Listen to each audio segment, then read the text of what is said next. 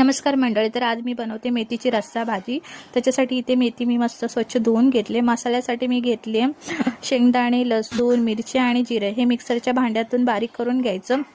नंतर कांदा कापायचा.